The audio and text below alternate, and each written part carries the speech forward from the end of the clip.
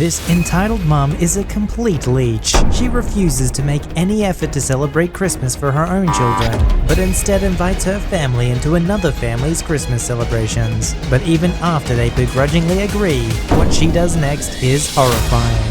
Happy birthday, today's your birthday, and on with the revamped show.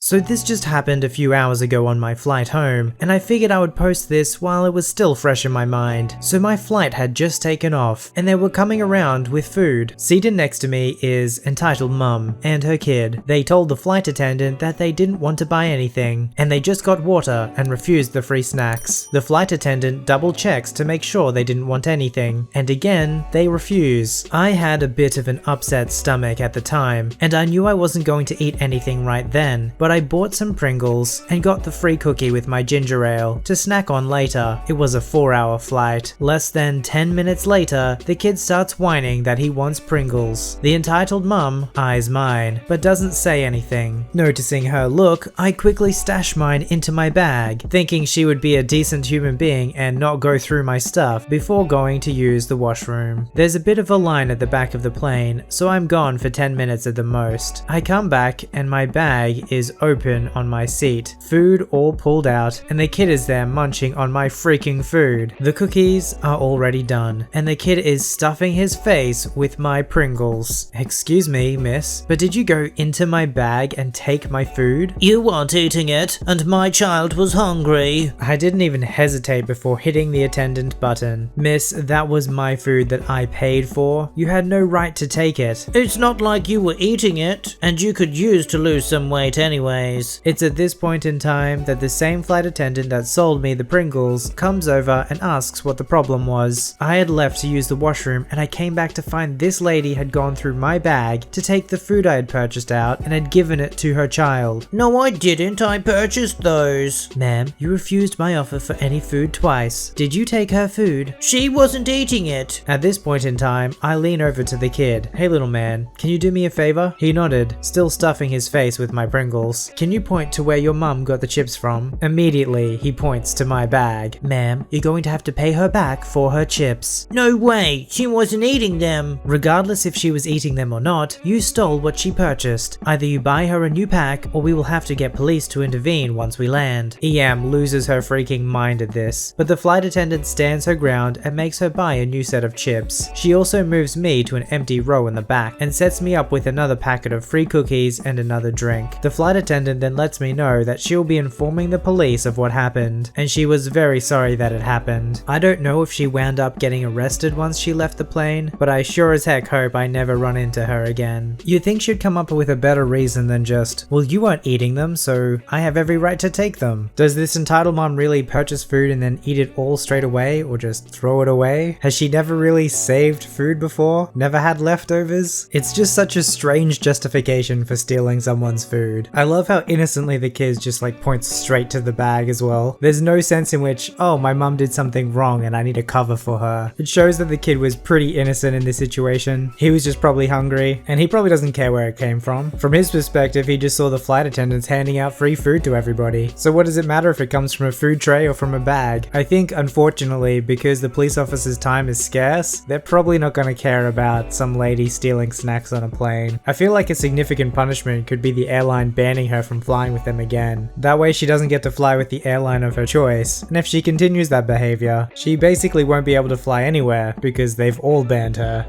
I have a cousin who has 7 kids, and I had just moved and hadn't seen them since the youngest was in diapers. Now this cousin also has a sister who has exactly 1 child. For that 1 kid, she gets food stamps, child support, and she doesn't freaking work. She is the type of person who trades their food stamps for cash and blows her money on stupid crap like trips to Cali and weed. She literally only cares about someone if she can use them. Mind you, my cousin with the 7 works her butt off. She is a little embarrassed that she gets government help because she feels responsible for having all 7 of her children. But no matter how hard she works, she makes enough for bills, and the food stamp she gets buys just enough food to last the month. Growing kids eat a lot. Mind you, I was 20 turning 21, and I always had hella money left over after every check. My bills were paid on time, and I would help my mother from time to time. We visited the kids one day, and the third youngest told me that Christmas was coming, but he knows he wasn't going to get anything from Santa, but he is excited that they get to eat good food on Christmas. The kid lives off of ramen and ravioli. This shattered my heart. All of her kids are well behaved for the most part, and they deserved a good Christmas. I started asking them what they wanted. In order from the oldest to youngest, Dax wanted headphones and a new sweater. Jen wanted a sweater and nail polish. Darren wanted a football and cake. JR wanted a soccer ball and cake. Z wanted Transformers and Power Rangers. Nana wanted My Little Pony. Jay wanted anything Paw Patrol. Names are changed, of course. So I talk to my cousin in Spanish, since the kids don't understand it yet, and I tell her how I will take Christmas off and how I want to take the kids for her. She looked like she wanted to cry. She thanked me and told me she would try to pay me back. I told her no. She stated she would pick up an extra shift because she still wanted to get them something. So I got paid and I gave myself a $40 limit per kid. I got each kid 2 big presents from Walmart, and with the remaining money, got them all small stuff from the dollar store. Her kids appreciate everything you get them. The 2 that wanted cake, they got cake. I even put a bow on that thing, and we hid it behind the milk and eggs in the fridge. Now, I guess my cousin told her sister, because I got a call from her sister, and this is how the conversation went. Hey, Chris told me you were doing Christmas for her kids? Yeah, they're spending Christmas Eve at my house. Mum's cooking dinner, and we open presents the next morning. Surely you have room for one more. Are you talking about Good Kid? Of course I am. Alright, no problem. Drop him off Christmas Eve night, so he can eat and watch movies, then pick him up the next morning. No problem. Mind you guys, after buying the kids their presents, and my parents theirs, I was a little broke. Entitled Cousin called me the day before Christmas Eve, so I scrounged what I could and got Good Kid some dollar store toys. Christmas Eve comes and my mum picks up the 7 and brings them to the house. They are flabbergasted by the presents under the tree and in the stockings with their names. The older ones goofing about who got what. I wait for an hour or 2, and Entitled Cousin never brings Good Kid, so we feed the kids and start watching movies. After about 3 movies, all of the kids pass out to food comas. The next morning we wake and there's no word from Entitled Cousin. The kids start diving into their presents. JR and Darren have some Christmas cake and they share with their siblings. Everything is in full swing. Then, banging on the door. I open it and I'm not really happy. Why the heck are you banging on my— oh, it's you guys. Why didn't you bring Good Kid last night? Watch your mouth. I got busy and we couldn't make it. Smelling bullcrap and rolling my eyes. You've said worse stuff in front of Good Kid. You want to come in? Sorry, we don't have time. Can we just get his presents, his meal, and go? His meal? Yeah, your mom cooked. Yeah, last night. You were busy and the kids ate it all. You didn't save Good Kid a plate? You never brought him, so no. Whatever, just give us his presents. Good Kid looks like he wants to stay and play. I felt bad for the kid. I walked in and swam through the wrapping paper till I got to Good Kid's presents. They were small, so I put them in a gift bag. He opened them on my porch and his eyes lit up. Whoa, a ninja and a wrestler. Oh, silly putty.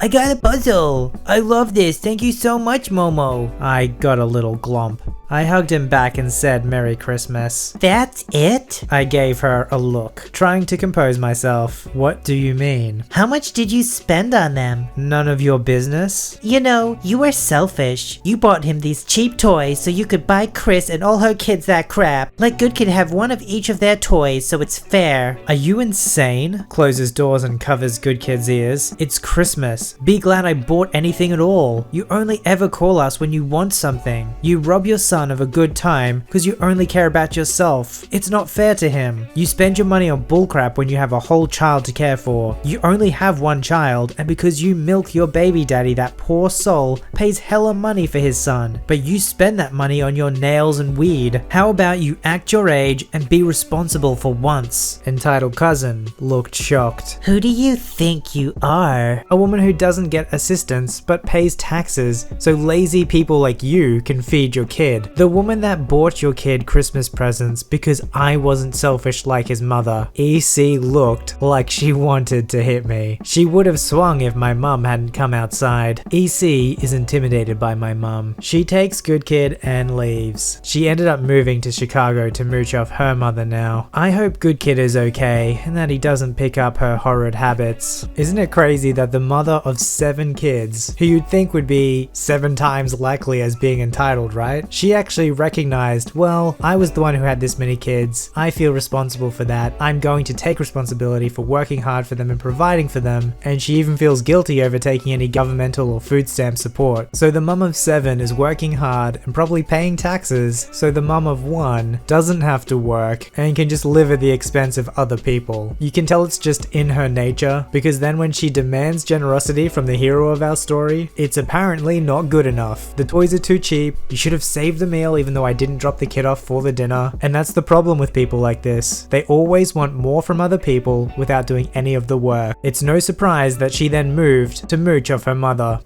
My mother ran a daycare for single parents out of our home. She ran it until I turned 18. She charged very little compared to other daycares because she wanted to help out people who were struggling. We had all kinds of people's kids in there, and most of them were great. Sometimes I was a little annoyed at constantly having a lot of random new kids in the house, but I managed. My family's religious, as am I, and I have respect for all religions, but one of the parents whose 2 girls we took care of was frantically even more religious than us. She'd believe any conspiracy when it came to evil things. She wouldn't let her kids watch any films with talking animals because she said it was witchcraft, nor let them have dolls because they were idols. Though despite how careful she was keeping her kids away from evil spirits, she had a ridiculously poor judgment when it came to men, and would marry them within months of meeting them, then divorce when she realized she'd brought some creeper into the home and put her kids in danger. I'll refer to her as EM. Now, I really loved to draw, and I'd finally settled on a half anime-esque style that worked well for me. There isn't a day I don't draw. It's everything to me. I was carrying a simple drawing of Kenshin from Rurouni Kenshin through the house on my way to my room as EM was coming to pick her kids up in the evening, and she saw it. I showed her what I'd drawn when she asked to see, and she flipped. Now, it's been years, so this is a sum up of what's been said. Is that anime? Anime is evil. It has evil spirits attached to it. It's just my drawing style. It's fine. I drew Kenshin. He's a swordsman that protects people. He's a good guy. No, anime is evil. You can't draw that anymore. I don't want the evil spirits to come out and get attached to my kids. There aren't any evil spirits attached to this. I'm not even drawing evil things. No, you can't draw that around my kids anymore. I don't even show it to your kids. It's not evil. It's just an art style from Japan. No, it has evil spirits. You have to stop drawing it. After that, I quit trying to argue and stayed quiet. Walking away, she spent a good chunk of time trying to convince my mum that anime was evil and that my art had spirits attached to it and that she didn't want me to draw art like that anymore in my own house. It made my mum a little wary of anime, but otherwise she shrugged it off and asked me to make sure Entitled Mum didn't see any of my art lying around. I think this story helps clarify the distinction between a religious person who's non-superstitious and a religious person who's superstitious. I think the assumption is just because someone is religious that they are also a superstitious person, but that's usually not the case. Being religious usually means you believe in a set of values of how you should treat other people and how you should behave in your own personal life. Someone who's superstitious usually believes something bad will happen to you from some unrelated action that you take. Sort of the classics, walking under a ladder, encountering a black cat, breaking a mirror, and in this case, drawing anime figures. Most of these beliefs usually aren't scientifically causally proven, but rather emotional reasons. Something anecdotal. My cousin's best friend used to draw anime figures, and then on their flight to Japan, their plane crashed. The human mind is very good at creating patterns when there aren't any, and I believe this is probably why we have the superstitions that we do. Seeing a link between something that isn't really there. Submit your story to be read on the channel at voiceyherestories@gmail.com and join our Voicey veteran community at r/VoiceyHere. Don't forget to like, subscribe, and hit that bell to never miss an episode. Alright, Voicey veterans, I'll see you in the next one.